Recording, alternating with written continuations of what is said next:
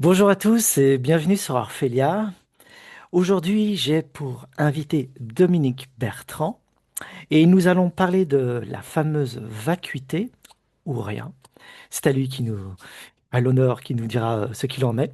Et je souhaite bonjour à Dominique. Bonjour Dominique. Bonjour Daniel, bonjour, enchanté. Et toujours ravi de t'avoir. On avait fait un podcast ensemble une fois, toujours disponible bien sûr. Et tu as été mon professeur de musicothérapie, hein, Mhm. vraiment. Et donc, si j'ai décidé de t'inviter, tout simplement, c'est parce qu'on a échangé sur les réseaux sociaux autour de la vacuité et, et je pense que c'est un sujet assez, disons, mal saisi, mal compris, mésinterprété, mécompris ou peut-être surinterprété, je n'en sais rien, mais tu nous en diras plus. Déjà, avant de nous embarquer dans le terrain, mais qui es-tu, Dominique, pour ceux qui ne te connaissent pas?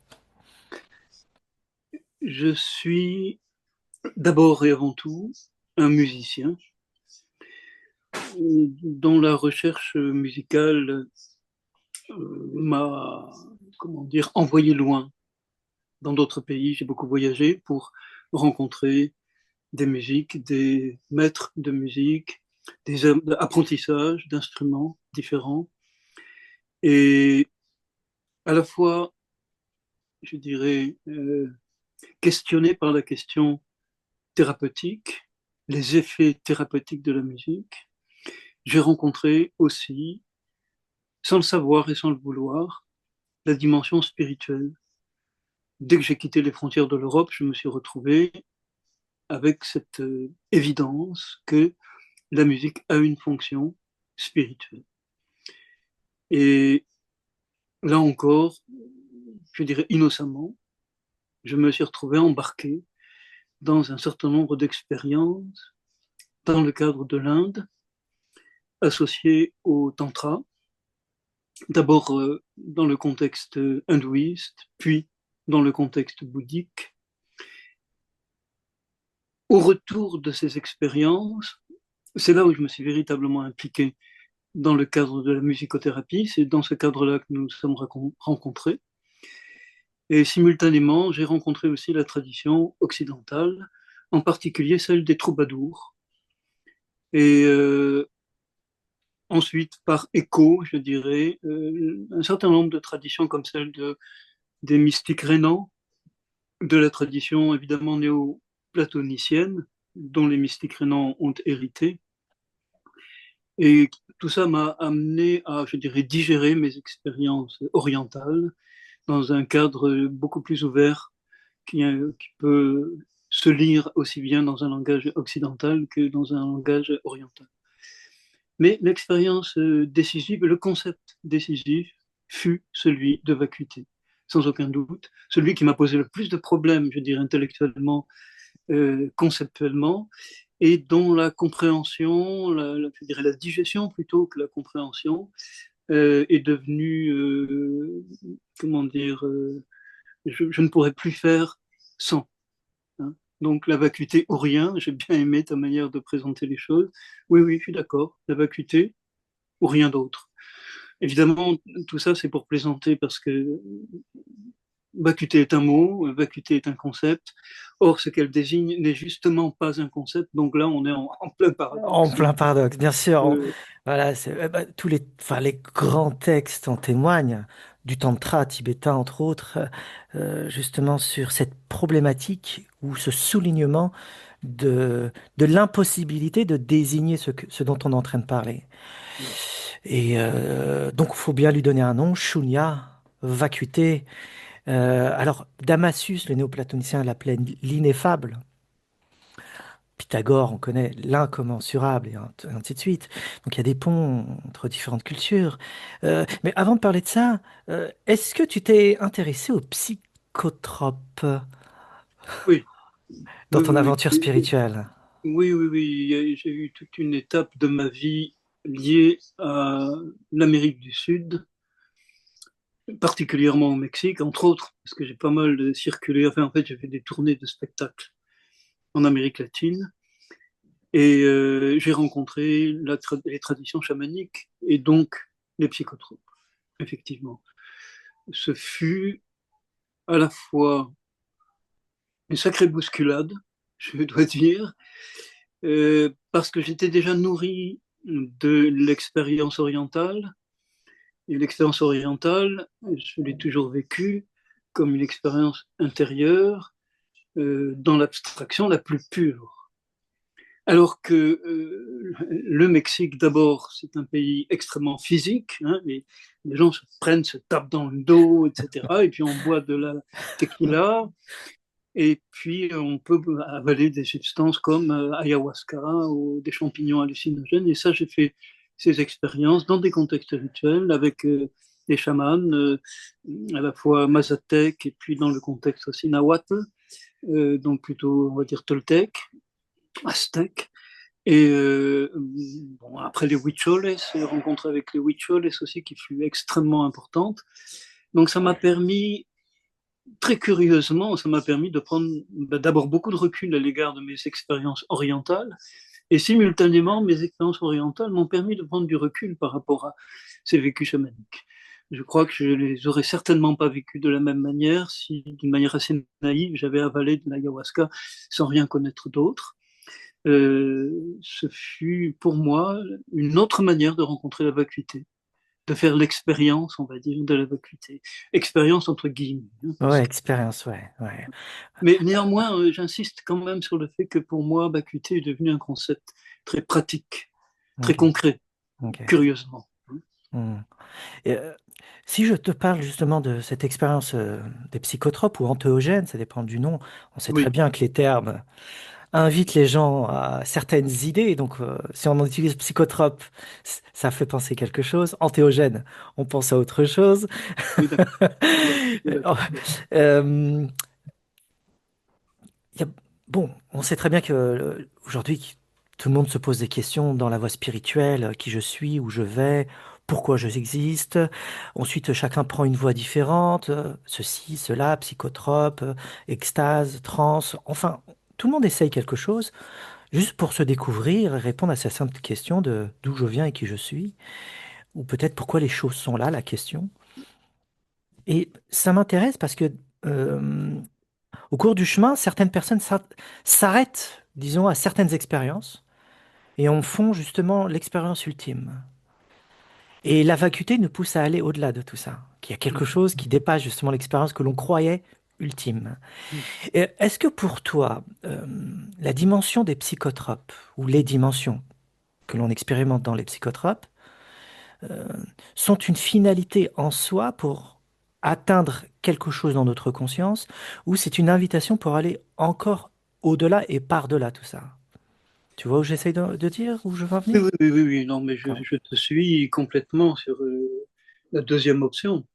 C'est-à-dire que j'ai eu l'occasion de rencontrer pas mal de personnes pour qui les psychotropes étaient une voie, dont certains chamans, qui sont capables de conduire d'autres personnes dans ces directions. Mais en même temps, j'en ai rencontré beaucoup pour qui c'est une voie de garage. C'est-à-dire qu'ils ont vécu des expériences extrêmement puissantes, bouleversantes, dont ils croient que ça y est, c'est acquis, quelque chose est acquis définitivement.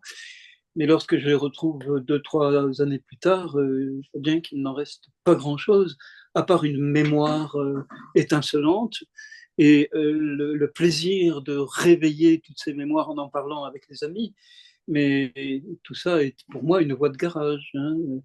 Je pourrais le dire autrement, si je voulais simplifier, je dirais, si je reprends le postulat du Dzogchen, par exemple, hein, Mhm. de la tradition tibétaine du Dzogchen, qui est un postulat qui est beaucoup plus large, hein, d'ailleurs, c'est que tout émane de la vacuité, toute réalité quotidienne des objets, le monde, la nature, le corps, les pensées, les visions, l'imagination, tout sort à tout instant, c'est-à-dire maintenant, de la vacuité.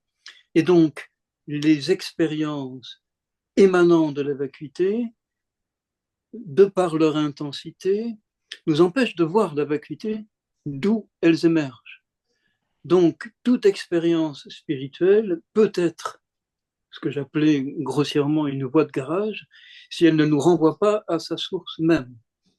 Et sa source même, elle, est en deçà de tout concept, ou au-delà, ou en deçà. Alors là, on est dans le paradoxe total. Donc, les antéogènes peuvent nous faire vivre des expériences d'une grande immensité. On peut, comme je l'ai vécu et comme d'autres l'ont vécu aussi, comprendre, faire des compréhensions intimes, je dirais ultimes de ce qu'est la vacuité, mais la vacuité ne peut pas se réduire à une quelconque compréhension.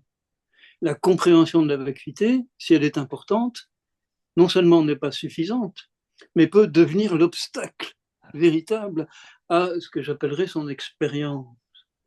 Mais là, expérience, le mot lui-même devient complètement, comment dire, trompeur, parce qu'il ne s'agit pas d'une expérience non plus. Hmm. C'est le fondement même de toute expérience. Toute expérience en émane, mais on ne peut pas expérimenter en tant que tel la vacuité.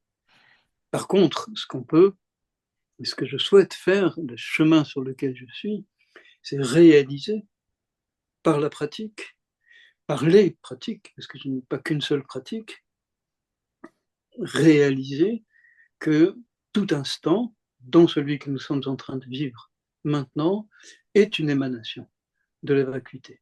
Alors, il ne s'agit pas de jouer avec le concept, mais il s'agit simplement de ressentir, je dirais intérieurement, de manière sensible, quelque chose qui concerne le cœur et qui a à voir avec le fait que c'est une vibration qui est à la source de tout ce qui se passe là maintenant. Et si je suis en contact, de par mon outil corporel, avec cette vibration, eh bien, elle peut rayonner. Elle peut rayonner. Ça ne dépend pas que de moi, bien évidemment, puisque nous sommes plusieurs, déjà deux, là, avec toi, et puis les autres personnes qui Hmm. éventuellement regarderont cette vidéo et qui risquent d'être complètement perdues avec tous les concepts avec lesquels j'essaie de jongler. C'est clair, c'est Bon, clair. voilà. On fait de notre mieux pour que ce soit compréhensible, accessible. Bon, déjà, commençons par le terme vacuité. Le terme laisse, disons, perplexe. Vacuité. Oui, R- Le rien. La oui, vacuité, c'est du rien. oui. Moi, tu sais, moi, je reprendrai là encore comment la pratique du Dzogchen. J'aime beaucoup la manière dont le Dzogchen a conceptualisé la chose. Parle-nous du Dzogchen déjà, le terme en lui-même. Parce que tu Ah, l'as oh, utilisé à plusieurs reprises là, déjà. oui, oui, oui. Alors bon, dans la tradition du Tibet, à la fois bouddhiste, dans la première école, Nyingmapa, c'est-à-dire le premier bouddhisme arrivant au Tibet avec Padmasambhava, et puis la tradition Bonpo, qui est une tradition qui existait avant le bouddhisme. Les deux traditions revendiquent le Dzogchen comme, Dzogchen, ça veut dire la grande perfection. Dzogpa Chempo, en fait, c'est une réduction. Dzogchen, c'est la réduction de Dzogpa Chempo, qui signifie pardon, la grande perfection, et qui est considéré comme, je dirais, le yoga ultime, dans, au-delà des tantras. C'est considéré comme l'au-delà des tantras. Alors, quelle est la différence? Si je tente de conceptualiser les tantras, c'est une voie qui vise à la transmutation des émotions négatives en émotions positives et donc accession, accessibilité à l'expérience de la vacuité. Mais dans le Dzogchen, il n'y a rien à transformer. C'est-à-dire que la réalité et son vécu intérieur est ce que le Dzogchen appelle une auto-libération permanente des phénomènes. Et donc, il n'y a rien à transformer. Le simple fait de devenir témoin de ce qui se passe, et là encore, le mot témoin est un piège, parce que le témoin lui-même fait partie de la vacuité et doit disparaître en tant que tel, mais à ce moment-là, il y a un phénomène de libération. Alors, si je reprends la terminologie du Dzogchen, vacuité, clarté, claire lumière, et fécondité, c'est-à-dire émergence, co-émergence des phénomènes. Donc l'expérience de la vacuité, c'est l'expérience du fait que, à partir du moment où j'accepte, je consens à la disparition de ce qu'on appelle moi, et c'est ça l'expérience de la vacuité, parce que qu'est-ce qui fait blocage à la vacuité? C'est simplement le fait de me crisper sur le fait que moi, j'existe. Et si ça, je le lâche, à ce moment-là, il y a une expérience de la vacuité qui s'accompagne d'une expérience de clarté, qui s'accompagne de la perception que de cette vacuité émergent tous les phénomènes, et d'abord, dans celle de la méditation, les pensées, les images, les émotions qui surgissent et qui se libèrent simultanément. C'est-à-dire, si je me crispe dessus, je me les approprie et elles deviennent un problème. Et si je lâche, elles se libèrent et deviennent énergie pure.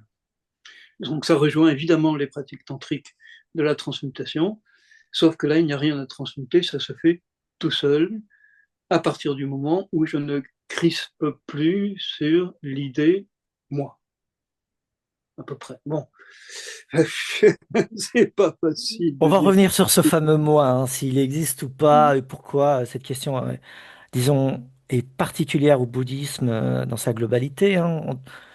Oui, oui, Anatman, le fameux Anatman, tu vois, il oui. n'y a pas de moi. Euh, mais la vacuité, donc pour choisir ce terme, bon, vacuité, c'est vide, le zéro, le rien, c'est se lancer dans le néant. Tu vois, on fait des associations qui pourraient être trompeuses. Et j'aimerais bien revenir sur ces termes-là, parce que aussi le Ungrund, tu parlais tout à l'heure justement de, de la mystique rhénane, et Mm. puis après la théosophie avec Jacob Böhm et tout le reste, tous ceux qui sont arrivés, parlaient de Abgrund ou Ungrund, le fond sans fond. Oui. Qu'est-ce que c'est? Une obscurité, où tu parlais de clarté, mais bon, clarté mentale, lumière, clarté. Est-ce que tu pourrais juste nous éclairer sur tous ces termes? Éclairé sur la clarté. Cette obscure clarté qui tombe des étoiles, le mot lumière lui-même est, comme tout concept, dès qu'on utilise un mot, aussitôt on associe une représentation. Mhm. Même néant, même néant est associé à une représentation. C'est pour ça que moi j'aime bien parce que dans la tradition dzogchen, mais qu'on retrouve aussi bien avec Damassus par exemple, l'au-delà de toute représentation, ou Maître Eckhart, Mhm. au-delà de Dieu, au-delà, moi je dirais au-delà du néant. Mais j'aimerais dire aussi en deçà. Mais en deçà de quoi? Là, je parle d'une expérience, c'est-à-dire, quand j'ai expérience, je vais parler de ce qu'on appelle entre guillemets méditation. Je m'assois dans ce fauteuil là dans lequel je suis Mhm. assis. Eh bien, je m'assois, je ferme les yeux ou pas, ça dépend. Et puis là, je deviens témoin de ce qui se passe en moi. Si je ne juge rien, si je ne cherche pas à nourrir ce qui se passe, ni à le nier, simplement à le laisser aller, très progressivement, quelque chose se ralentit d'abord, et puis va surgir à un moment donné le fait que ça vient de quelque part. Et ce quelque part n'est pas un lieu, c'est un non-lieu. Et ce non-lieu, en fait, c'est moi. Mais ce n'est pas moi comme moi. Ce n'est pas un moi. C'est justement dès que le moi veut s'en emparer, par exemple en décidant, oh, je suis la source de tout, aussitôt l'expérience est foutue. Elle peut grandir et je peux même faire une expérience spirituelle, entre guillemets, bouleversante. Mais c'est pas ça. C'est un piège. C'est-à-dire que le lieu source d'où tout émerge, dont ma parole maintenant, eh bien, est un lieu sans aucune référence. Alors on peut l'appeler vacuité, on peut l'appeler néant, on peut l'appeler le soi, comme on voudra, parce qu'en fait, dès qu'on l'appelle, on se trompe. Donc la question, c'est de ne pas se leurrer sur notre activité mentale qui a tendance à s'approprier la chose. Et c'est pour ça que Je dirais que d'un certain point de vue, ça n'est jamais acquis. En tout cas, c'est ce que je peux dire aujourd'hui. Je ne sais pas ce que je pourrais dire dans quelque temps. Ça n'est jamais acquis parce que la tentation d'appropriation du mental pour comprendre, hein, pour ça y est, avoir saisi la compréhension ultime, cette tentation-là, c'est l'ultime piège. Et le mental est-il un ennemi dans ces cas-là? Eh bien, je pourrais dire que une fois qu'on a compris, ça n'est pas un ennemi, bien au contraire, ça devient un allié. Mais c'est pas le mental en tant qu'outil, c'est le moi qui utilise le mental pour s'approprier les choses qui est le problème. Certainement pas le mental. Mais si je lâche sur la crispation, on va dire, égotique, à ce moment-là, le mental redevient un outil parfaitement disponible, extrêmement utile, bien au contraire. Donc, ce n'est pas le mental en tant que tel, c'est l'identification à l'événement mental qui pose problème, l'appropriation. Hmm. Ce que tu sous-entends d'ailleurs, derrière tout ce que tu viens de dire, c'est aussi le processus d'identification. On Absolument. s'identifie à telle expérience, à tel mot, à telle idée, voilà, aux images, aux expériences. Et tu parlais de crispation. Donc, le problème d'identification est central dans ce que tu es en train de dire. Central, central, c'est ça. Hmm. Hmm. Et c'est là où est le problème. C'est pour ça que la notion bouddhiste de Anatman me devient très utile, parce que mes premières expériences furent dans le cadre hindouiste, où là, Atman, c'est pas le moi, hein, Atman, hein, c'est le soi. C'est le moi dans la tradition hindouiste, Ahamkara, c'est la crispation. Le soi, c'est l'expérience que nous faisons lorsqu'on lâche cette crispation. Mais ce que le bouddhisme a rajouté, et qui me paraît d'un point de vue pratique extrêmement important, c'est que cette expansion elle-même, il faut savoir la lâcher. Et je peux le dire pour l'avoir vécu. C'est-à-dire que j'ai vécu des états dans ce qu'on appelle d'expansion de conscience, où il n'y a plus de limite entre moi et le monde, entre moi et l'autre, etc. Et ce sont des expériences merveilleuses, mais c'est une expérience qui a un début et donc une fin. Or, l'expérience qui a un début et une fin, c'est pas celle-là qui nous intéresse. Ce qui nous intéresse, c'est celle qui n'a pas de fin et donc pas de début. Mais là, on est au-delà de tout concept, évidemment. Ça veut dire quoi, une expérience qui n'a pas de début? Hmm. Là, le Dzogchen répond, hein, l'expérience est déjà là. Simplement, je ne la vois pas parce que je suis identifié à tout ce qui sort de ma propre vacuité, on va dire. Et donc, je ne me rends pas compte que celui que je crois être est une illusion totale qui est en train, à l'instant même, d'émerger de cette vacuité. On va revenir sur quelques expériences, si tu es d'accord, que tu as Bien pu sûr, vivre. J'aimerais mettre un parallèle avec ce processus d'identification avec, disons, les religions abrahamiques et le monde dans lequel nous vivons actuellement, où tout le monde s'identifie à quelque chose en particulier et qu'on produit même des identifications afin de capitaliser l'identification. Et oui, dans les religions abrahamiques, il y a des formes d'identification, même ultimes. Après, il y a par-delà et au-delà de tout ça, mais c'est vraiment une infime minorité, je dirais, qui comprennent ça. Je peux te le dire, hein, tu es au courant de tout ça, toi aussi, de ta propre expérience. Les religions abrahamiques ont ceci de particulier, c'est qu'ils posent cette divinité, je l'appelle divinité, non pas Dieu, hein, pour éviter les pièges du mental. Donc, cette divinité disons, qui est l'expansion même dont tu étais en train de parler tout à l'heure avec le soi, comme étant, disons, l'expérience ultime, justement, à atteindre, à toucher. Et au regard du bouddhisme, comme tu l'as dit, il y a une source de cette expérience ultime. Euh, Qu'est-ce que toi, tu pourrais dire à ceux qui t'écoutent et qui te regardent sur l'expérience ultime considérée comme le soi, qu'il y a par-delà et au-delà du soi, et le bouddhisme donc incite et invite à même dépasser cette expérience qu'on appelle la divinité. Il y a un par-delà la divinité, ou la déité, Maître Eckhart, hein, oui, oui, en oui. saluer là. C'est le seul. Je ne connais pas en Occident chrétien, par exemple, en Occident chrétien. Je parle pas à l'Orient, c'est autre chose, l'Orient chrétien. Mais l'Occident chrétien, c'est le seul à avoir dit ça. C'est une minorité. Personne n'en parle. Pourquoi personne ne va jusqu'à là? Dans les religions abrahamiques surtout. Oui, bon, alors, tu sais, l'infime minorité dont tu parles Hmm, en religion abrahamique, je peux te dire de ma petite expérience que c'est exactement pareil en Orient. ok, Même si le concept est là, celui qui l'expérimente fait partie d'une infime minorité.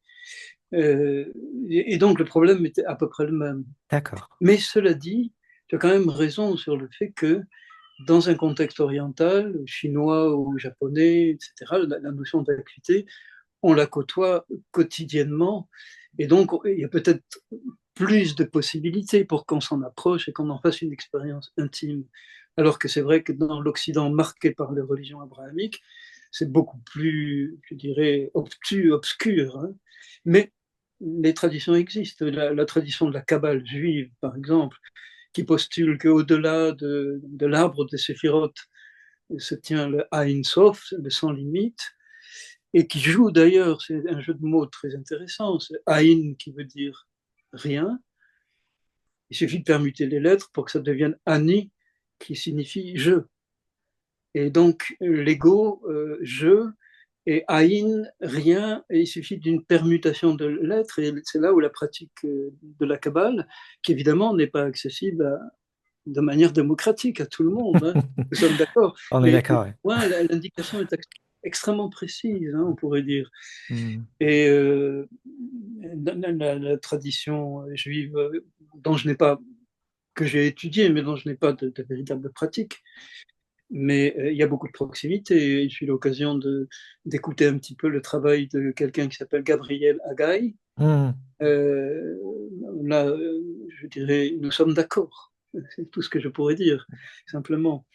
Maintenant, quand on parle des traditions chrétiennes, c'est vrai que, à part Maître Eckhart, et peut-être Origène, et peut-être quelques autres, mais et qu'il faudrait savoir relire à partir du latin, Oui, voilà, il y a Duns et avec Scott, il y a voilà, Érigène, pas Origène, mais Érigène aussi. Tout cela, exact. mais ce sont tous des néoplatoniciens, des héritiers. Voilà, ils sont tous Ouais, des héritiers des néoplatoniciens.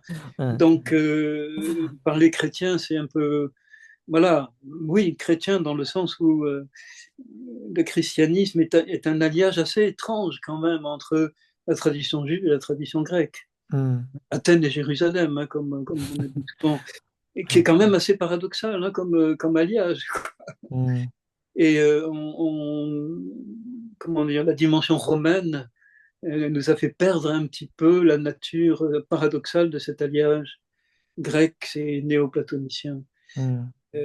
Et kabbalistique aussi, parce que, il faudrait dire plutôt kabbalique, je ne sais pas, parce que kabbalistique c'est un peu gênant comme mot, c'est un peu lourdingue, mais qui sont quand même, je dirais, la fine fleur de ces traditions-là, et dont le christianisme a su hériter. Mais hériter pour qui hein, qui, dans la tradition chrétienne, a pu goûter, je dirais, cette fine fleur? Ils ne sont pas très nombreux. Hmm. Hmm. Mais je D'ailleurs, peux dire que quand on parle de mystique chrétienne, généralement, c'est des expériences en rapport avec la divinité, hmm. non pas avec la vacuité. Oui, en même temps, tout ça, Si tu joues sur la permutation de la lettre Ain et Ani, d'accord, mais non, oui, ah, oui, non, mais tu as parfaitement raison et tu soulèves un problème qui est un vrai problème, c'est-à-dire que dans les expériences d'ouverture, euh, l'ego, au sens l'ego ordinaire, c'est-à-dire source de souffrance, de frustration, lorsqu'il fait l'expérience d'un lâcher-prise, le fait de s'identifier tout d'un coup au soi cosmique, c'est une merveille, et je le comprends et je l'ai vécu. Et puis j'ai rencontré d'autres pour qui cette expérience a été vraiment d'une profondeur incalculable, incommensurable, pour employer des grands mots. Et je ne remettrai jamais en question l'authenticité de leur expérience. Et je ne discuterai certainement pas avec eux la notion d'acuité de soi ou de non-soi, parce que on n'en est pas là. Il hmm, s'agit de traverser quelque chose. La question, c'est vont-ils traverser comme on dit dans le Sutra du cœur, hein, gâté, gâté, paragaté, parasamgaté. Ça veut dire aller, aller, aller au-delà de l'au-delà, éveil. Hmm. Est-ce qu'on peut aller au-delà de l'au-delà? Qui serait capable de résister, enfin d'aller jusque-là? On a des contes, on a des mythes, on a disons, des images archétypales, si on emploie ce terme-là, dans la tradition occidentale, pour nous parler de cet au-delà. Bon, il y a l'image du Graal, le chevalet à la table ronde, tu parlais des troubadours. Ah oui, Euh, oui, on, oui, oui. on a tout ce matériel, hein, euh, mais aller par-delà, de l'au-delà. Oui. Moi, je préfère avec le mot de l'en-deçà, D'accord. dans le Pourquoi sens, alors? dans le sens où ça précède. Hmm. Ah oui, d'accord. J'entends bien. Hmm. Alors, c'est un jeu avec le temps, avec Hmm. l'espace et le temps, évidemment, parce que là, autant l'espace que le temps nous joue un sale tour, hein, Hmm. parce qu'on ne peut pas s'empêcher de se représenter. Même l'au-delà, on se le représente, hein. Hmm. Le ciel immense, et puis voilà, et puis au-delà du ciel immense. Mais tout ça sont des représentations, des images associées à des mots, et tout ça, il faut lâcher. Alors, qu'est-ce qu'on fait quand on lâche? Que devient-on quand on lâche? Eh bien, on devient rien. Ça Mais fait ce rien peur, mais Mais ce rien-là, voilà, voilà, vas-y. c'est aussi l'humilité totale d'un corps Ouais. posé là, et dans lequel il se passe ces choses-là, et on ne s'agrippant plus à rien, on devient tout. Et c'est là où évidemment, le paradoxe est total, mais je pourrais dire qu'au Hmm. moment où je rencontre, je dirais, mon humilité fondamentale, et c'est ça peut-être le concept, c'est cette humilité fondamentale, mais je ne parle pas du mot. Je parle de vraiment, je lâche. Je lâche tout ce que je crois être moi, tout ce que je veux être moi, tout ce que je désire être moi. Ça aussi, je le lâche. Et à ce moment-là, c'est très très curieux. Une force jaillit qui est implacable. Et là, la métaphore du Vajra, du diamant foudre, oui, mais ce diamant foudre ne peut naître que du rien. Et c'est ça, c'est complètement paradoxal. Mais une fois que je l'ai nommé, une fois que je l'ai expérimenté, je vais avoir envie de l'expérimenter à nouveau. Et donc, dans ma prochaine méditation, je vais faire mon lâcher-prise. Et Ouais. je vais être là en train d'essayer de rencontrer mon humilité, mais en arrière-plan, il y a le désir à nouveau de rencontrer cette force-là. Et Hmm. ça, c'est le piège. Ouais. Et en même temps, c'est ça la pratique. Hmm. C'est ça la Alors, pratique. dans le Dzogchen, comme tu disais, le Mahamudra aussi, on parle. Dans Oui, le Dzogchen, justement, on parle de stabiliser cette oui. chose-là.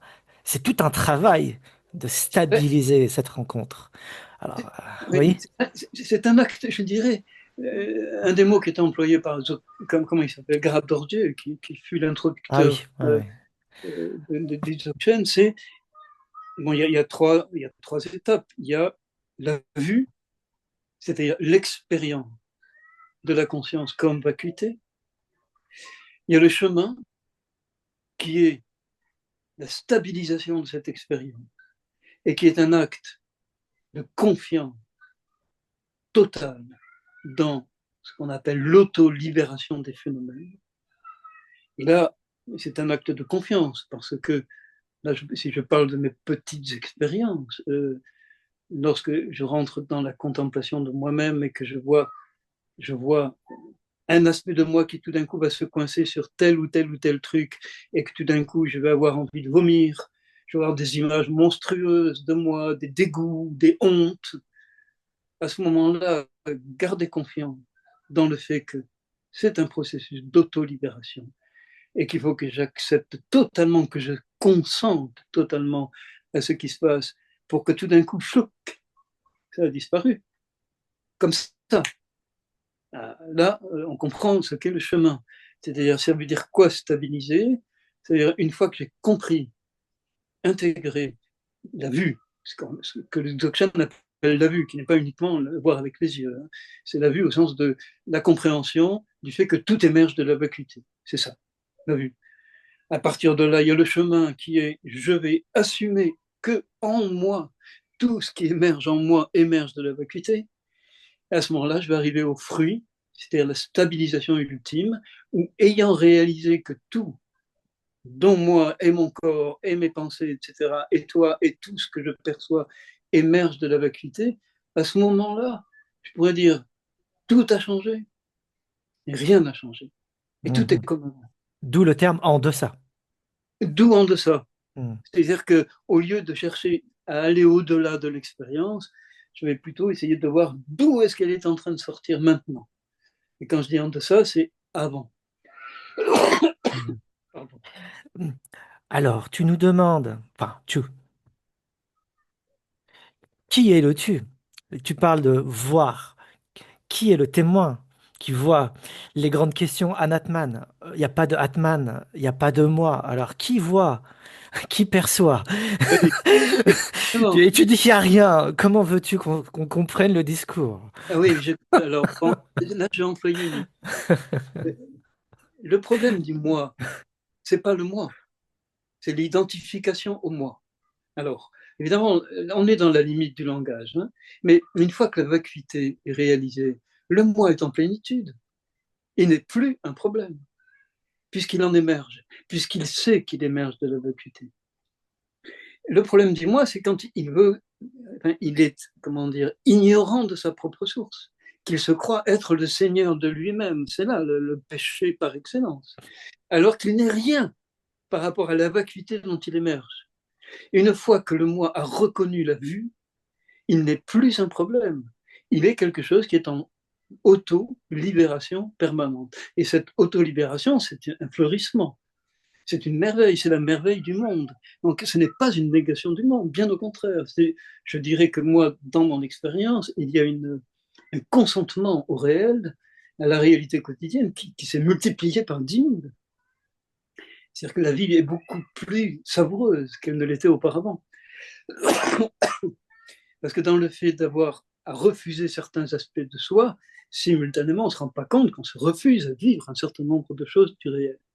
Et une fois qu'on accepte de vivre certains aspects de soi, le processus d'auto-libération, on se découvre une capacité de jouir du réel au sens mais total, hein, de jouissance du cœur, de sensibilité, d'une grande subtilité. Et à ce moment-là, oui, il n'y a, aucun problème avec le moi. La vacuité ne s'oppose pas au moi. Elle s'y oppose sur le plan conceptuel. Et lorsque je suis en méditation et que je vois que je suis en train de m'agripper, je vais faire appel à un lâcher prise, mais pas au concept de vacuité, mais à l'expérience de vacuité, qui est quoi? Lâcher. Lâcher, c'est tout. C'est tout. Qu'on a dit ça. Hein. On a tout dit. Pardon, excuse-moi, je sors d'une grippe, là, j'ai tendance à tousser un peu. Oui, pas de problème. Tu veux boire un verre d'eau peut-être, non? Non, ça va, ça va. D'accord. Attends, effectivement, je vais boire un coup. Vas-y.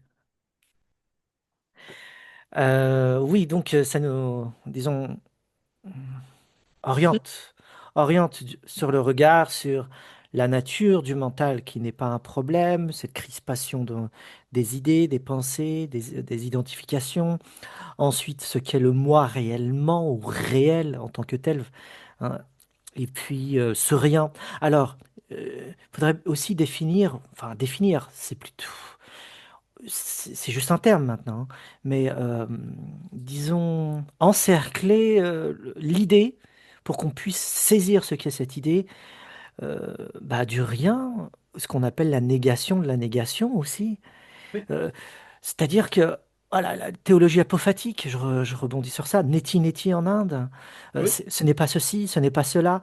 Et alors la divinité, elle n'est pas comme ci, elle n'est pas comme ça. Tout ce qu'on peut s'imaginer sur elle n'est pas ceci. Donc c'est vraiment un lâcher prise aussi, dans un détachement, comme on dit aujourd'hui, créer un discernement. Et puis au bout d'un moment, même le discernement, il n'existe plus. Euh, c'est ce processus-là qui est intéressant. Au-delà du processus en lui-même que tu appelles le Dzogchen, que tu mentionnais, mais essayer d'entendre la négation de la négation. oui, oui, Que si le rien ou cette vacuité, c'est même la négation de cette négation que l'on est en train de faire, c'est du positif, comme tu le dis, c'est une félicité. Moi, j'utilise le terme félicité. La Oui, joie, Ananda, je pensais à ça aussi, hein. Cette très. félicité, cette joie qui s'exprime dans la vacuité. Comment?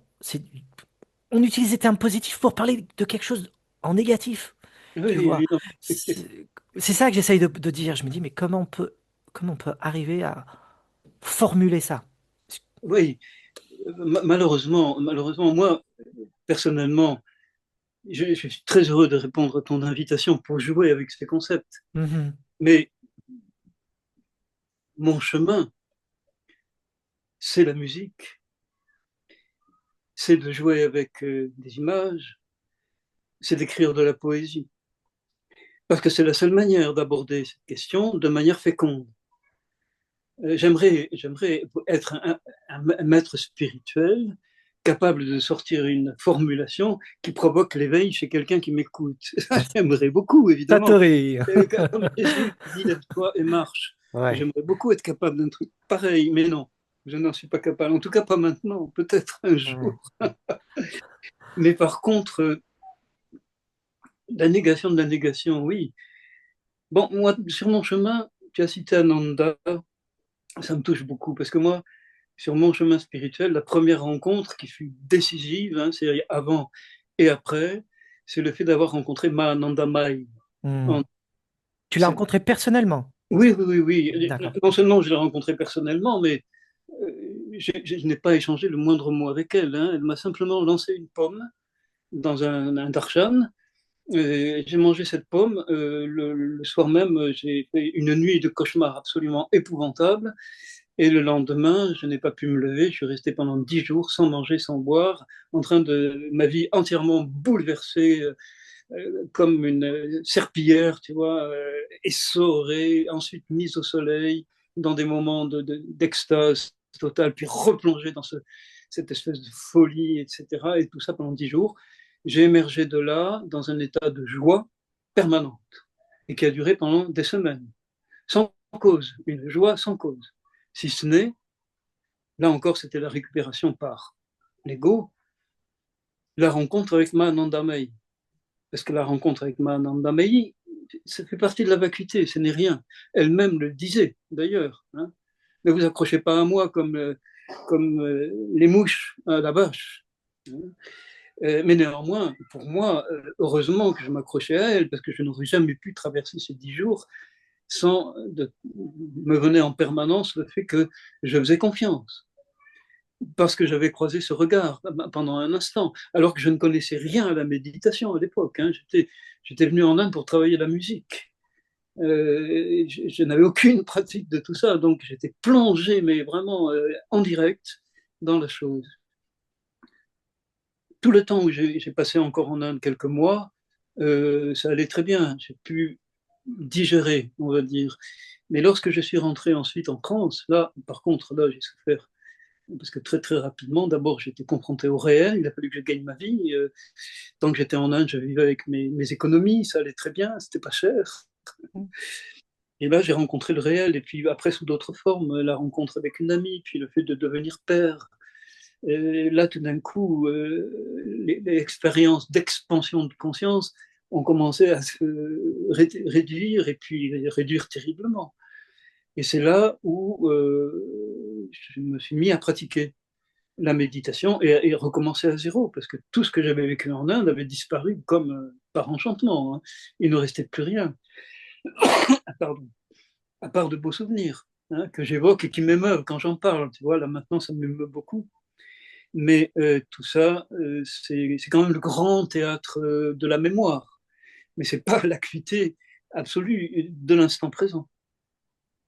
L'acuité absolue de l'instant présent, là, ici, même maintenant, là, c'est en train de sortir de rien. Si j'en garde la conscience maintenant en moi, oui, il y a un rayonnement dans mon cœur, maintenant, oui. Si je ne garde pas ça, je suis dans le concept, le mot, et il n'y a rien, c'est du vent.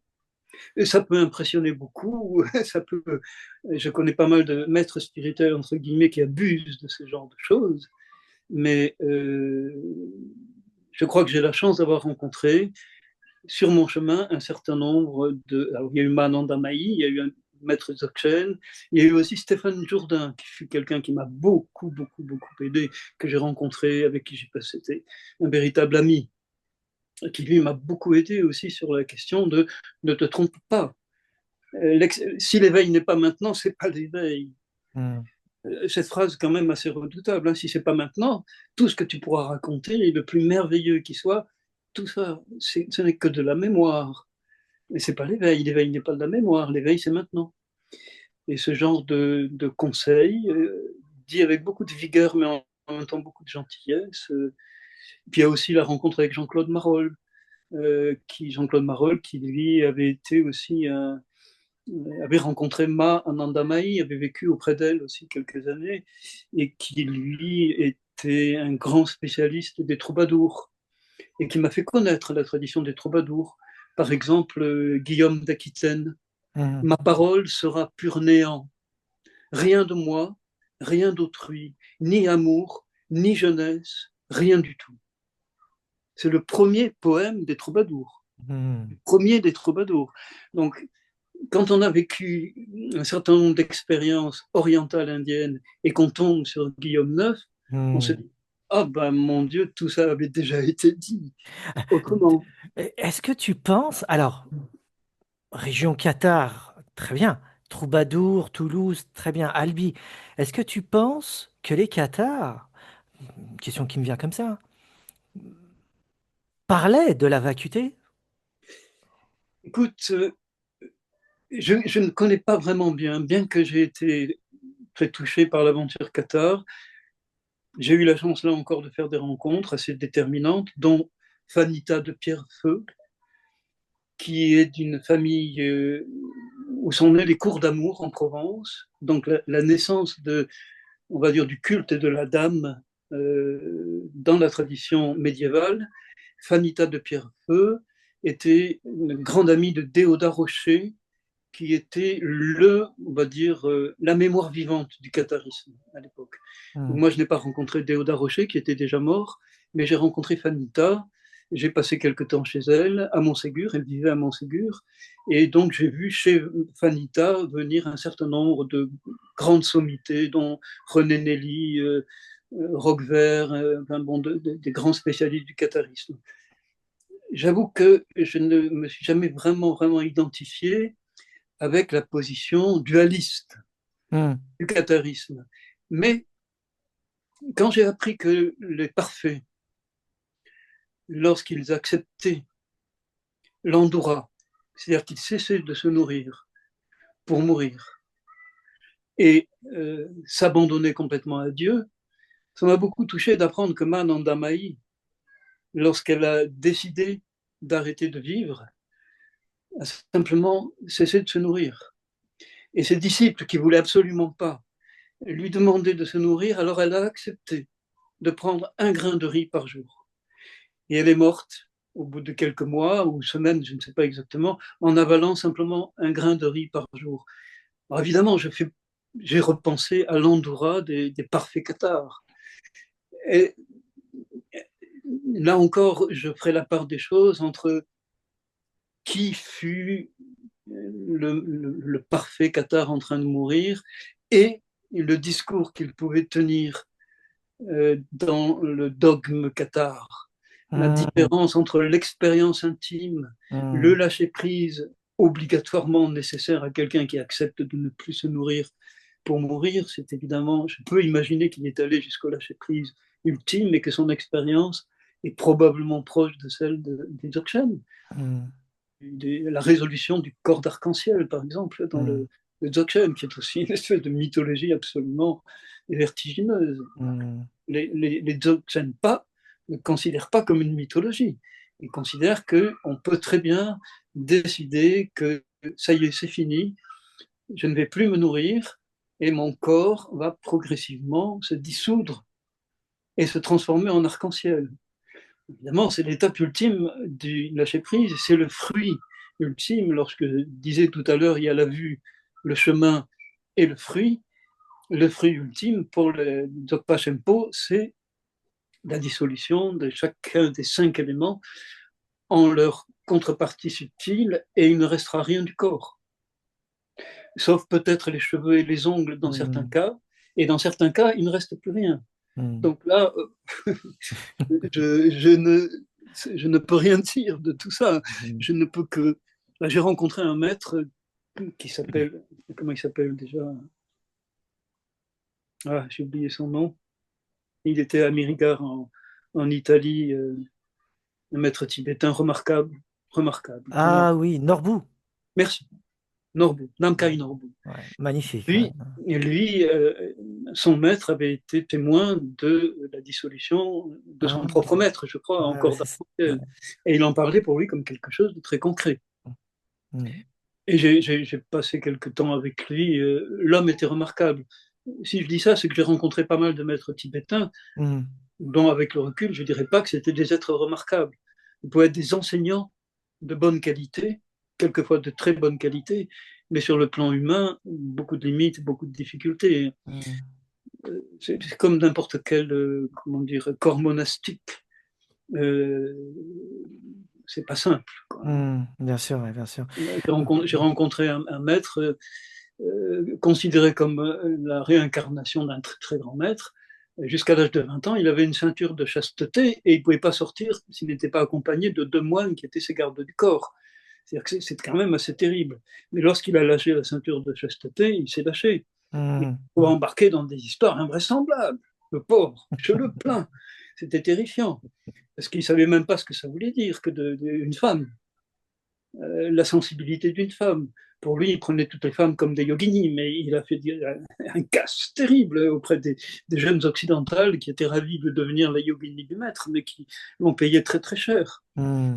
Et là, c'est tous les problèmes, je veux dire, les chocs des civilisations, là, Il il est peut bien être, présent, ouais. ouais, il Ouais, peut être énorme. Énorme. ouais, bien sûr, bien sûr. Oui, ça, c'est un problème. Enfin, si on le voit comme problème, et tu mentionnes que ça peut être le cas, la vie monastique, bah, c'est pas la vie laïque ou la vie de tous les jours. Et le Dzogchen est à l'intérieur d'une vie monastique quand même. Ah non, non, Ah, voilà, non. rectifie et montre-moi ce qu'est le Dzogchen par rapport à l'application et ton expérience. Alors, bon alors, d'une part, il faut différencier euh, dans la voie Nyingmapa, qui est la voie des anciens, comme on dit, les bonnets rouges, le premier bouddhisme tibétain, il y a des moines, il y a une voie de moine, et il y a une voie, on va dire, où on peut être marié ou célibataire, mais pas moine. Et il y a un certain nombre d'ermites, par exemple, les Naljor, Naljorpa, qui ne sont pas nécessairement moines. Dans le Dzogchen, alors le Dzogchen ayant été par la tradition bouddhiste, on va dire, récupéré par le bouddhisme, il y a beaucoup de traditions. Le cinquième Dalai Lama, même le dernier Dalai Lama, aujourd'hui, là, est un pratiquant Dzogchen. Donc, il y a des moines qui pratiquent le Dzogchen. Mais le Dzogchen lui-même ne demande absolument pas les vœux monastiques. Et il y a un certain nombre de très grands maîtres tibétains qui n'étaient pas des moines. Marpa n'était pas un moine.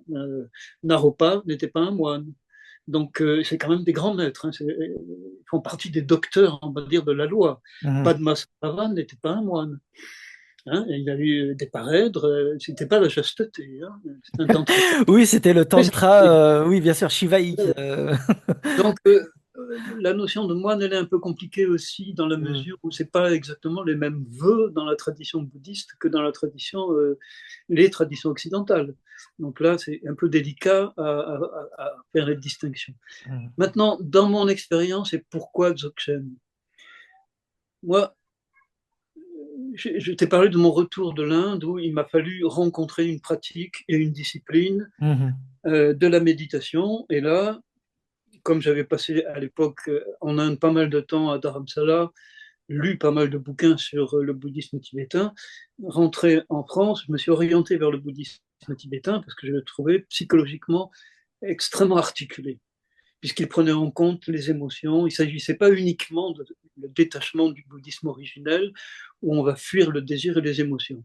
La dimension tantrique, c'est on va travailler avec les émotions et avec aussi bien la sexualité, la sensualité, etc. Et donc, moi, ça m'attirait beaucoup de ne pas lâcher mon vécu intérieur intime et de pouvoir travailler à sa transmutation. Mais lorsque j'ai rencontré le Dzogchen, là, j'ai mis du temps à comprendre. Et je n'ai toujours certainement pas compris, d'ailleurs. Mhm. Le simple fait de croire qu'on a compris fait encore partie des pièges. Mais néanmoins, dans mon vécu, ce qui s'est passé, c'est que le Dzogchen est capable de se nier lui-même. C'est-à-dire, c'est quoi la pratique du Dzogchen? Il y a des pratiques qu'on appelle pratiques secondaires, qui consistent à s'asseoir en méditation et à devenir le lieu de la co-émergence des phénomènes. Il faut un maître pour ça ou pratique comme... Alors, disons que dans la tradition Dzogchen, il faut un maître pour avoir l'expérience de la vue. Mais la notion de maître dans le Dzogchen, c'est pas obligatoirement un être humain. Mhm. D'accord. Donc, c'est une notion, là encore, extrêmement délicate. Je pense à Jacob Boehme, par exemple, lorsqu'il est en train de contempler son pot d'étain et qu'il y a un éclat de soleil dont il voit tout d'un coup la révélation de l'Urgrund, je me dis, c'est une expérience Dzogchen, au sens du Trekche Dzogchen. Son maître fut la convergence du soleil, du pot d'étain et de lui-même. Et il est considéré qu'il y a certains maîtres Dzogchen qui n'ont jamais eu de maître physique et qui n'avaient aucune connaissance. Ça peut être des bergers. Ils n'avaient aucune culture, aucune élaboration conceptuelle.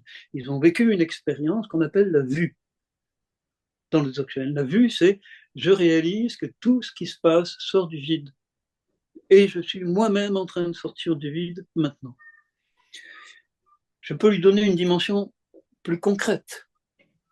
Par exemple, dans le bouddhisme tibétain, c'est repris dans le Dzogchen, c'est la notion de bardo, c'est-à-dire espace intermédiaire ou bien entre deux. Là, là, ça prend une dimension assez passionnante pour moi. Par exemple, j'ai deux yeux, deux oreilles, deux narines. Pourquoi? Elle est où la conscience? Elle est entre. Elle est entre deux. Ce qu'on appelle la voie du milieu. C'est quoi la voie du milieu? C'est n'être ni à droite ni à gauche, mais simultanément à droite et à gauche. Si je suis au milieu, je suis dans les deux. Mais si je suis entre mes deux yeux, entre mes deux oreilles, si j'y suis vraiment, si je ne m'identifie pas au corps, je suis entre les atomes. Et je suis aussi entre l'espace, entre mon corps et l'écran, entre moi et toi, entre. Et à ce moment-là, la vacuité, elle est présente dans l'entre-deux de tout. Je la respire. Elle n'est absolument pas contradictoire avec mon corps. Bien au contraire, elle le nourrit. Elle en devient, je dirais, le ferment à tout instant. Mais je peux me prendre pour mon corps et aussitôt, il y a un espace qui me sépare de toi, qui me sépare de l'écran. Et je deviens enfermé en moi-même. Et donc, ce très léger glissement qui est de rien, c'est le cas de le dire, et je deviens à nouveau cette vacuité. C'est ça la pratique. Et à ce moment-là, il n'y a plus de début ou de fin à la méditation. La méditation peut se pratiquer n'importe où, n'importe quand, dans n'importe quel état d'âme.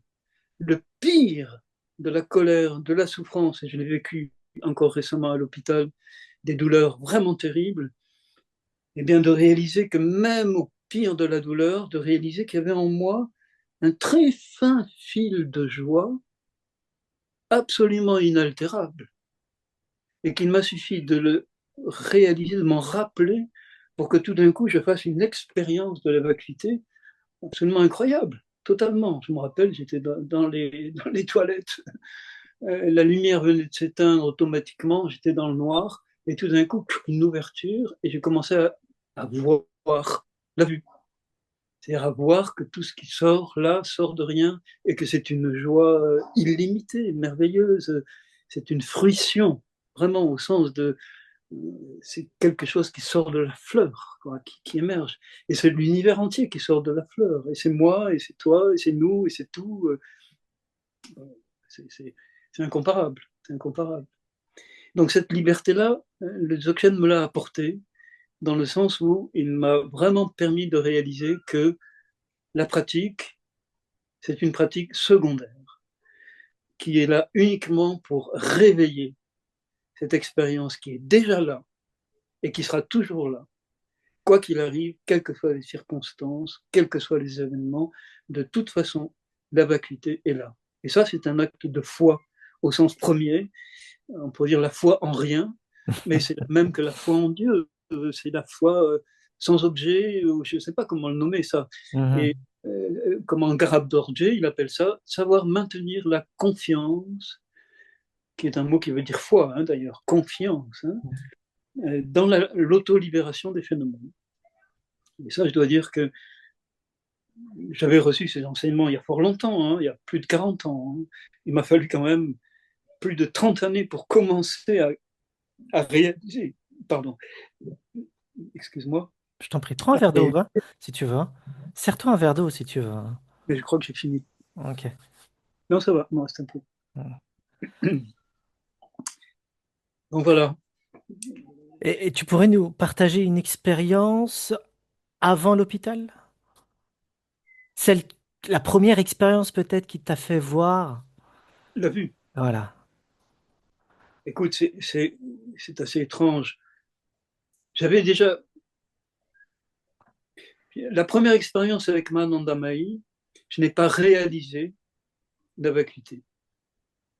Je n'ai pas réalisé ce que voulait dire vacuité. Je me suis retrouvé plutôt dans l'expérience de Atma, la dilatation sans frontières.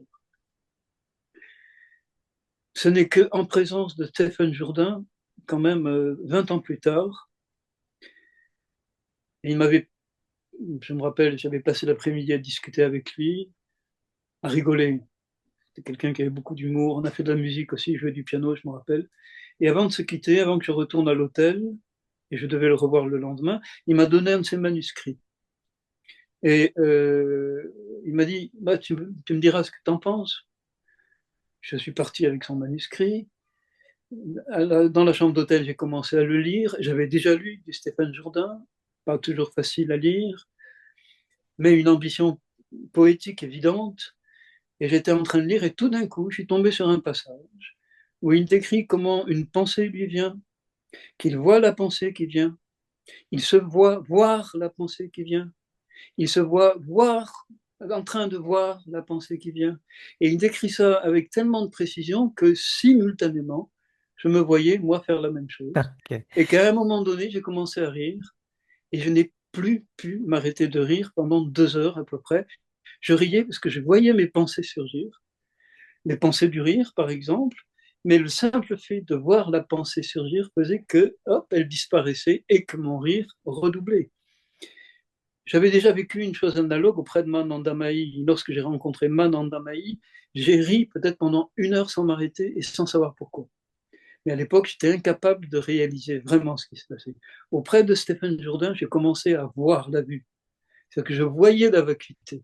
Je ne veux pas dire que je vois quelque chose. Je ne voyais rien, il n'y a rien à voir dans la vacuité. Mais je voyais que les pensées qui voulaient prendre la place ne pouvaient pas prendre la place, et que dès qu'elles disparaissaient, une autre surgissait, et que tout d'un coup, ça devenait une espèce de floraison permanente, et que la nature de cette floraison, c'était la joie. Et une joie incommensurable, merveilleuse. Mais là encore, une expérience qui a un début et une fin. Et donc, j'ai par contre une compréhension, je dirais qu'au niveau de ma compréhension intellectuelle, il y a quelque chose qui ne pouvait plus revenir en arrière. J'avais vu. Et la joie qui m'avait accompagné, là, j'avais compris qu'elle venait de là. Et dernière étape, alors là, c'est très très curieux, hein. J'apprends qu'il y a un jeune occidental, euh, très féru en études tibétaines, dont une amie part au Tibet. Elle rencontre un maître Dzogchen et lui parle de ce garçon qui s'appelle Mila Kiense aujourd'hui, et qui parle de lui. Et ce maître Dzogchen dit, je veux absolument rencontrer ce garçon. Et ce garçon accepte l'invitation, part au Tibet et devient le détenteur d'une lignée Dzogchen. après avoir passé un certain nombre d'années à suivre toutes les retraites, dont les retraites dans le noir, etc., qui sont Mhm. des pratiques assez intenses. Et moi, très curieux, apprenant l'existence de ce garçon, je tombe sur une vidéo où il raconte sa vie. C'est ce que je viens de dire, avec un peu plus de détails.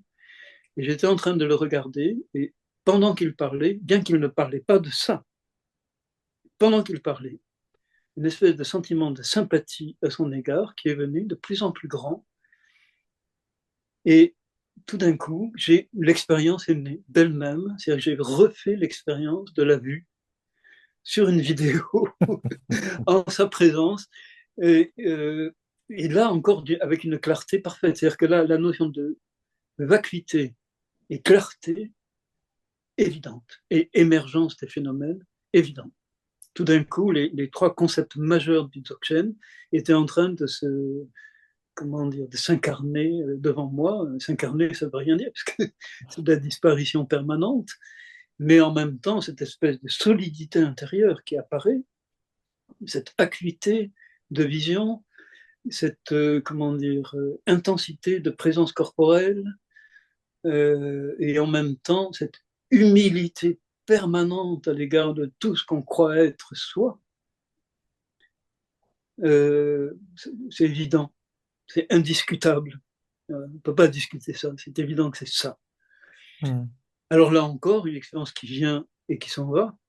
Et par contre, au niveau de la confiance, lorsque je me suis retrouvé à l'hôpital quelques semaines après, que je me suis retrouvé confronté à de véritables douleurs, pas uniquement les miennes, mais celles de mon voisin qui a hurlé toute la nuit, par exemple, ou quand je suis allé me faire opérer, trimballé sur comment dire, le véhicule, là, je ne sais plus comment on appelle ça, et en train d'attendre, et j'entends au loin les infirmiers qui parlent, et puis il dit non, celui-là, là, tout d'un coup, ben, lui, on va l'amputer.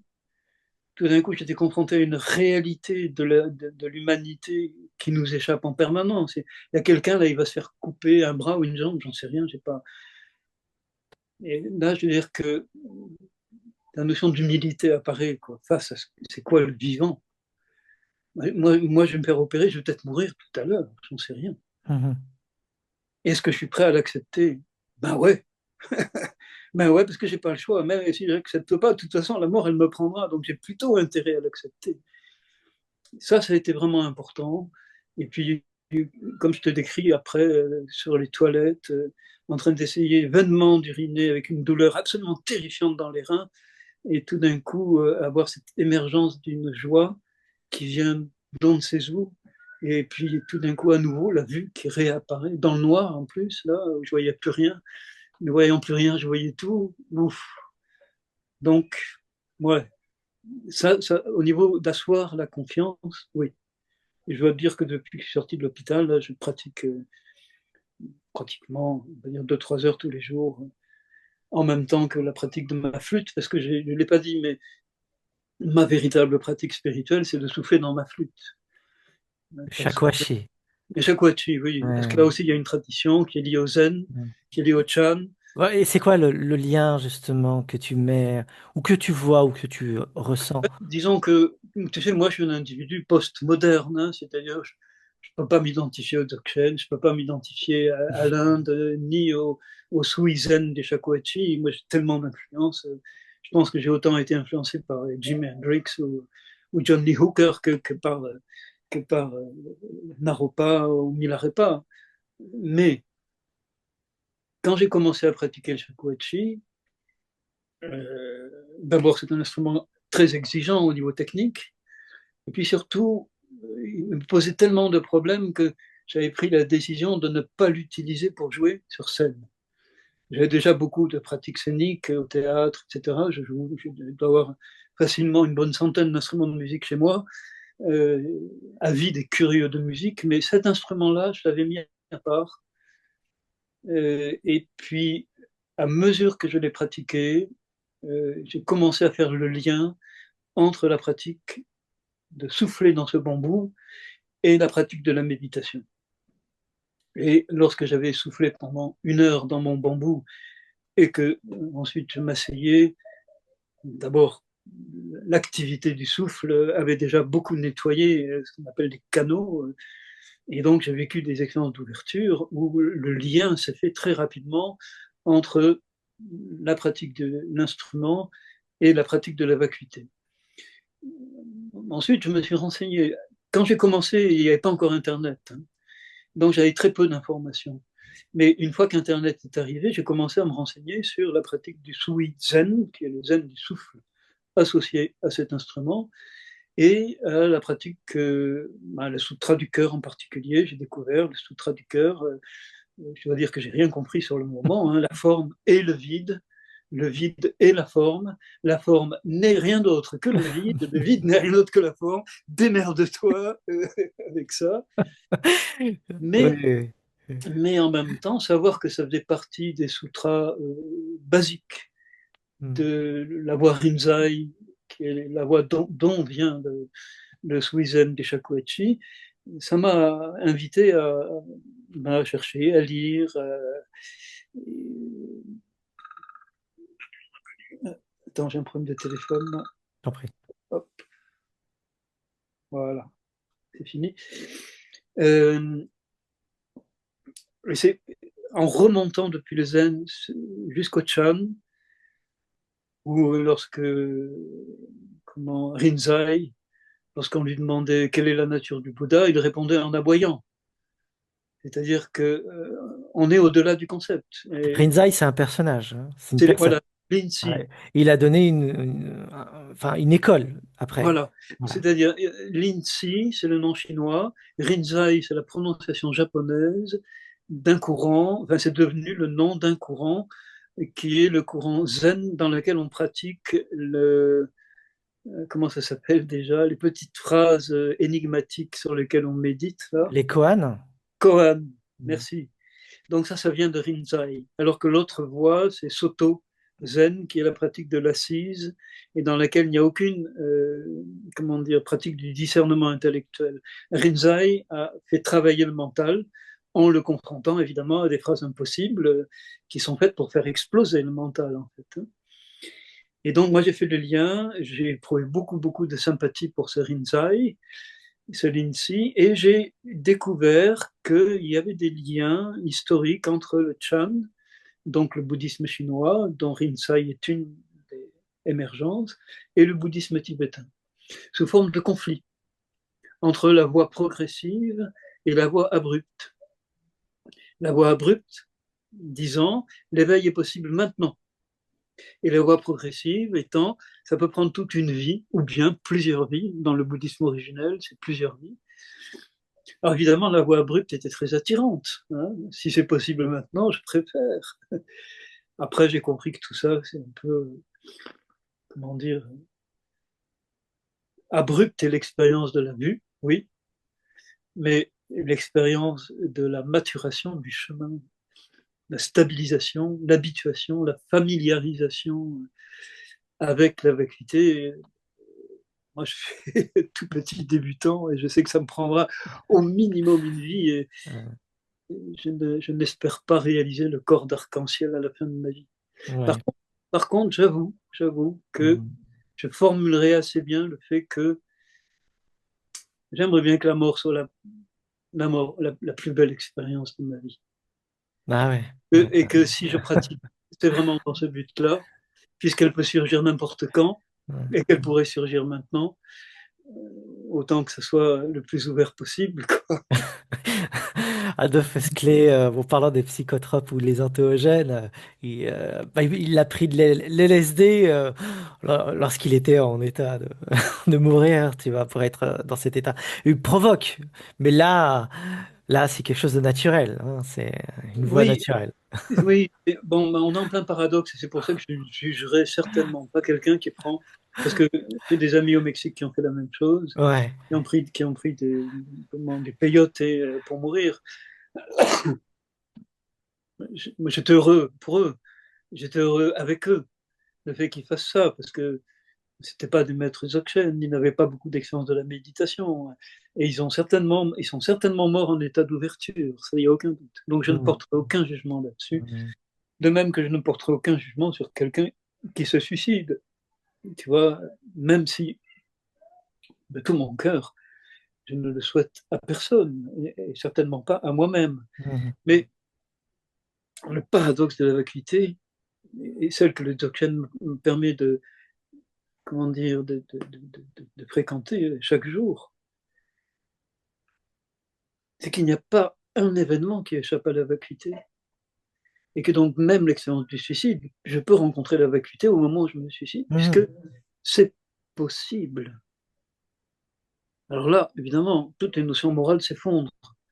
Et c'est pour ça aussi qu'il y a un rapport très proche entre le dzogchen et le tantrisme. C'est que le tantrisme aussi met de côté des notions morales. Mhm.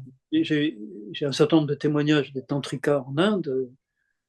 Lorsque le brahman, par exemple, alors, brahman en Inde, c'est la loi de la pureté totale. Il veut devenir astrologue.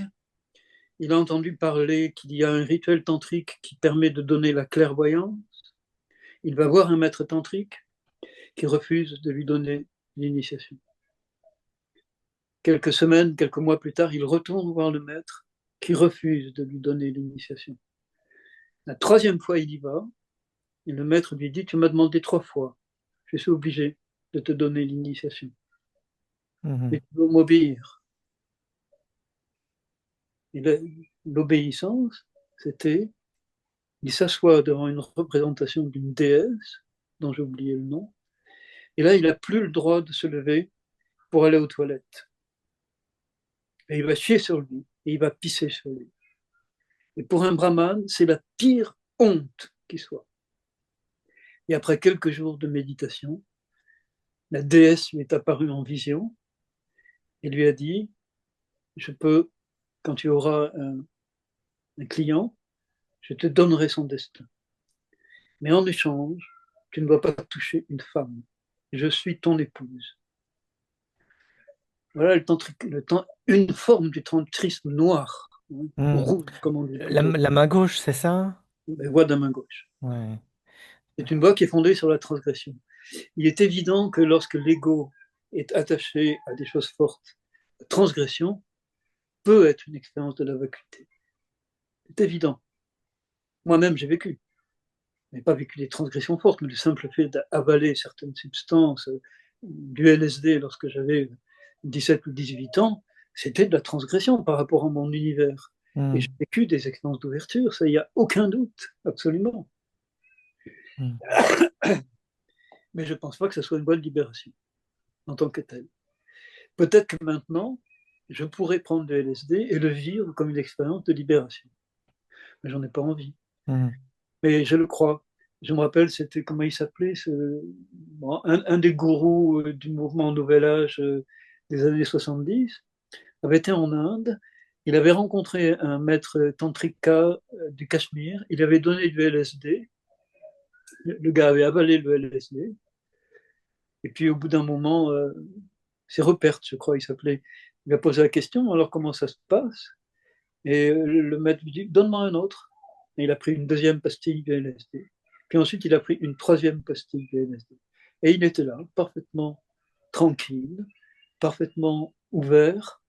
Alors, pour Rupert, c'était la certitude qu'il y avait un état de conscience qui était au-delà du LSD. Et ça lui a permis lui-même de se libérer de ce genre de pratique. Mhm. Pourquoi pas? Pourquoi pas? Je crois, franchement, j'ai entendu tellement d'histoires abracadabrantes, autant dans l'univers indien que tibétain, que je crois que l'esprit est capable de choses absolument invraisemblables. Et même au Mexique, dans l'univers chamanique, hein, j'ai vu des choses. Moi, j'ai vu un chaman en train d'ouvrir le ventre d'une femme devant moi avec son couteau. Elle ne dormait pas. Pendant ce temps-là, il lui parlait. Il lui demandait, est-ce que ça fait mal? Et il lui Ah, répondait, les non, guérisseurs, oui. ouais. Et je l'ai vu devant moi. Mhm. Et il m'a pris, il a dû voir que je doutais. Il a pris ma main et me l'a mise dans le ventre de la femme. Et c'est ressorti, il y avait une espèce de sang rose qui coulait. Lui a mis la main, il a sorti un truc noir qu'il a mis dans un sac poubelle qu'ils ont fermé. Après, il a bandé. La blessure faisait à peu près ça, une bonne 40 cm. Ils ont bandé Ils l'ont déposée. 2 heures plus tard, elle rentrait chez elle.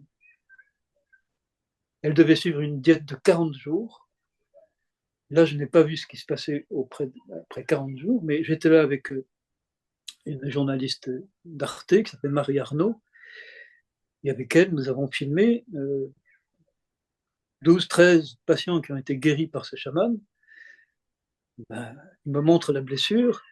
Il y en a un, il s'est fait découper à la scie, le crâne, par le chaman, retiré. Il a mis la main pour générer, parce que j'ai oublié de dire, il était tombé et c'est un pieu qui s'était planté dans sa tempe. Le chaman a pris une scie, il a coupé, comme ça, il a retiré, il a mis la main à l'intérieur pour régénérer la substance nerveuse, il a reposé, recollé. Et le gars qui m'a expliqué ça, il était en train de me parler là devant moi, et il m'a dit regarde. Et il m'a montré, et il y avait une cicatrice tellement fine qu'on la voyait pas. En regardant bien, j'ai vu, il avait une cicatrice qui faisait exactement ce qu'il me décrivait. Et j'ai eu plusieurs autres témoignages. Une femme qui pesait 40 kilos, cancer dernier degré. Euh, on l'amène au chaman, le chaman la soigne. 3 ans plus tard, elle l'invite pour la naissance de son premier enfant. Interviewé par Marie Arnaud, plusieurs cas comme ça. Là, ce qu'on appelle le réel, la réalité, on est obligé de se dire que nous sommes des ignorants, Mhm. vraiment. Mhm. Et le gars, c'était pas du tout un arnaqueur, hein, gratuit. Les soins étaient gratuits. Mhm. Il m'a mis son couteau dans la main en m'expliquant, tu vois, il ne peut pas couper le couteau, il n'est pas aiguisé. Je pourrais le faire avec mon doigt, mais il préfère que j'ai le couteau parce que comme ça, ils me prennent pour un médecin à l'hôpital. Ah, Et les ouais, gens qui viennent, c'est les gens du peuple, hein. ouais. C'est les gens tu vois, les petites gens de Mexico, à Coyoacán. Mhm. Donc j'ai vu ça. Quand on voit ça, je t'en parle très franchement. La réalité de ce que je te dis, elle est à peu près de même nature qu'un rêve. Je sais que je l'ai vécu, il n'y a aucun doute. Il y avait un témoin, il y avait Marie qui était avec moi. Mais concrètement, j'ai l'impression d'avoir été pendant, je sais pas, 1 heure dans une autre réalité. Et pendant que j'y étais, le plus étonnant, c'est de me dire, normalement, je devrais être surpris. Mais ce qui est le plus étonnant, c'est que je n'étais pas étonné. C'est-à-dire que dans cette autre réalité, c'était absolument normal qu'il y ait une femme allongée avec le ventre ouvert, éveillée et en train de sourire à son guérisseur. Mhm. Ça, je l'ai vécu. Donc, voilà. Après, pareil, hein, ce genre d'expérience, ça peut te faire péter le crâne, mais en même temps, ça rend humble parce que une fois qu'on est confronté à soi-même, où est-ce que j'en suis, moi, hein, de mon chemin, ben, au boulot, Oui, oui. au boulot. Après, définir, voilà, voilà, ce qu'est le réel, ça devient compliqué là. Disons que ça m'a aidé à ne plus chercher à le définir. Tu vois, attends, Accepter l'univers des possibilités. c'est accepter que tout est possible et Hmm. que la vacuité, en fait, c'est ça. La vacuité, c'est le lieu de toutes les possibilités. Si, là encore, je peux jouer avec les concepts. Si le tout, c'est la coprésence de tout, c'est obligatoirement la coprésence de tous les opposés qui s'annulent les uns les autres. Donc, tout et rien, c'est la même chose. Puisque dans le tout, il y a auto-annulation de tout. Et donc, c'est la même chose. C'est un jeu conceptuel, évidemment. Hmm, Mais hmm. il suffit que de ce tout, il y ait une saillance quelconque pour qu'apparaisse un univers aussitôt. Donc, Et dans le bouddhisme tibétain, pas que, mais dans le bouddhisme tibétain, justement, on parle énormément enfin, univers de magie, de parapsychologie, de faculté de déplacement à travers Ah oui, l'espace-temps.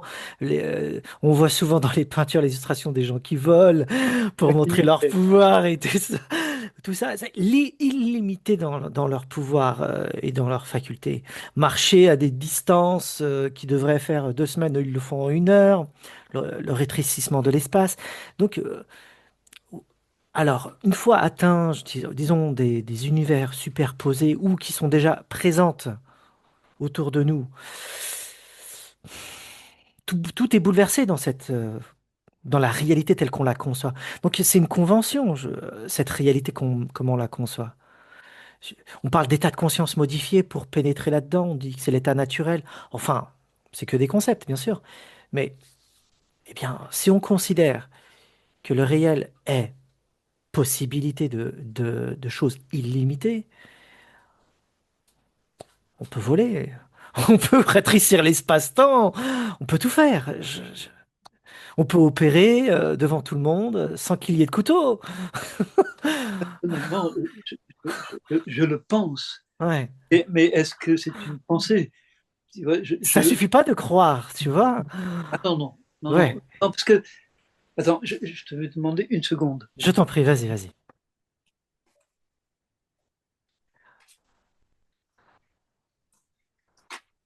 Voilà, c'est un effet quand même de ma grippe, là. Hmm. Pardon. Je t'en prie, je t'en prie. Ouais, là, je peux faire référence un peu au chamanisme aussi, mais je pense que le bouddhisme tibétain pourrait répondre.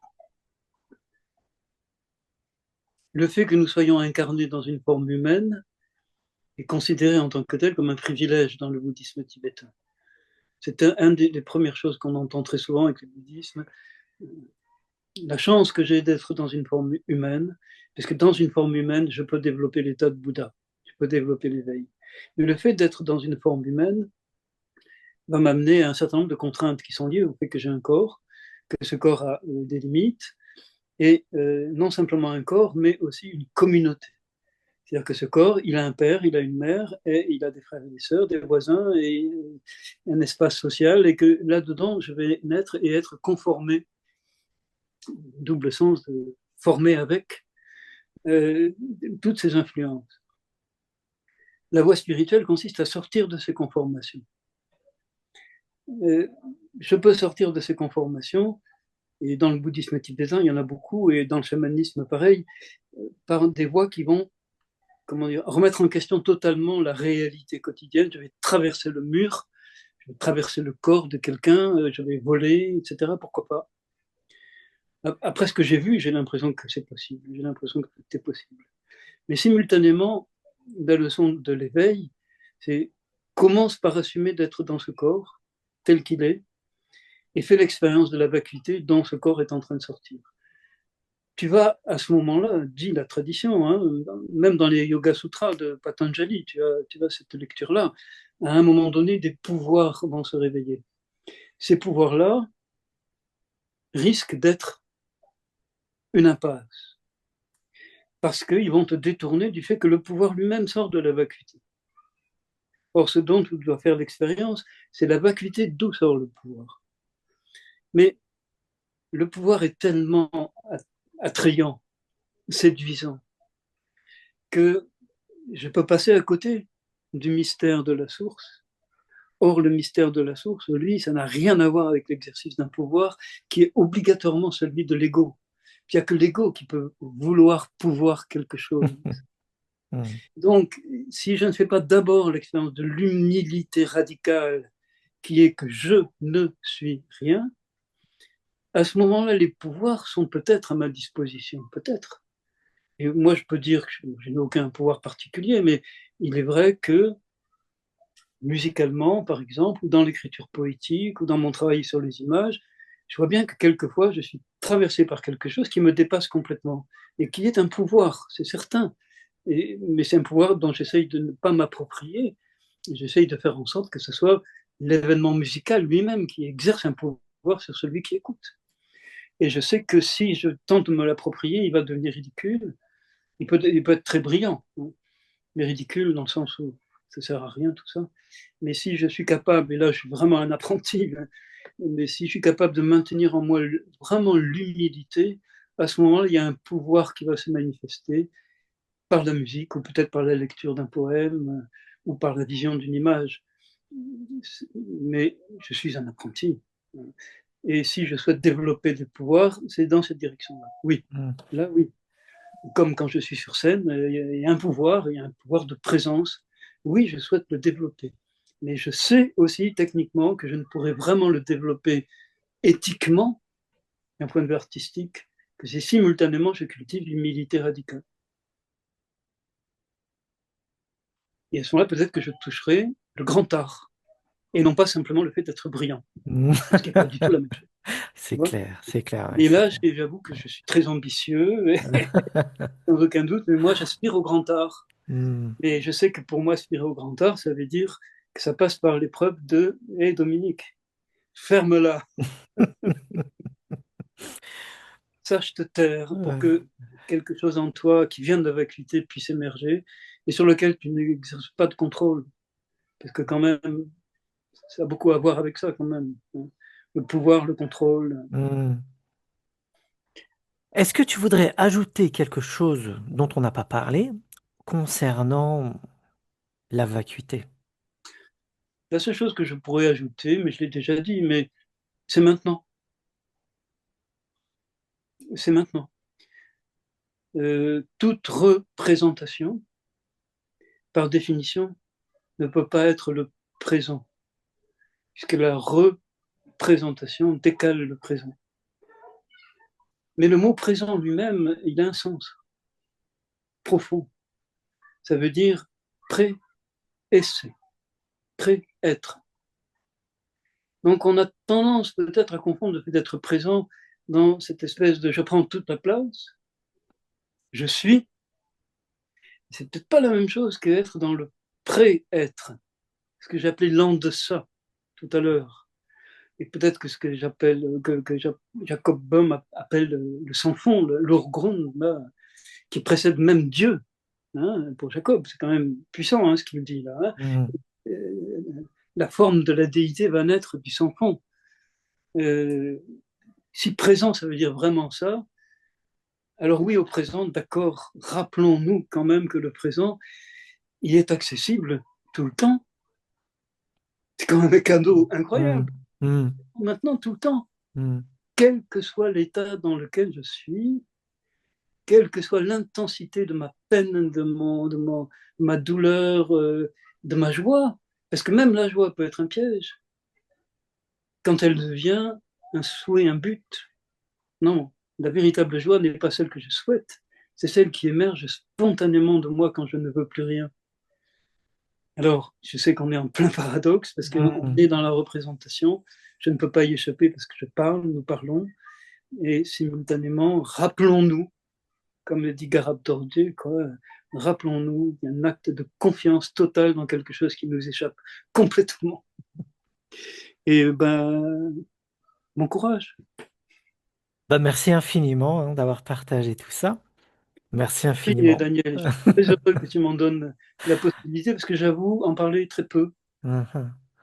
et que, parce qu'en parler, tu vois bien la difficulté, et puis Bien je sais sûr. que toi, tu as un bagage, je sais aussi que tu fournis beaucoup d'autres informations à tes auditeurs, et que donc ils ont aussi l'occasion de confronter tout ce que je raconte à peut-être des voix aussi passionnantes que Damasus, par exemple, ou Plotin, tu vois, Jean Blic, enfin bon, Maître Eckhart, tu proposes un matériau qui est un matériau de très très bonne qualité. Donc, Mhm. le fait de mettre ma parole là-dedans, c'est un honneur. Merci à toi. Merci à toi. Selon que cela ait un écho, soit un écho. Un écho de l'écho de l'écho. Et espérons que tout cela soit entendu pour développer l'entendement dans la vacuité et ainsi de suite. La Joli, vue, on peut jouer. joli, Jouer. très joli. Je te Merci souhaite infiniment, une merci. très bonne Merci. continuation. Merci, prends soin de toi hein, et à Merci, bientôt. à bientôt.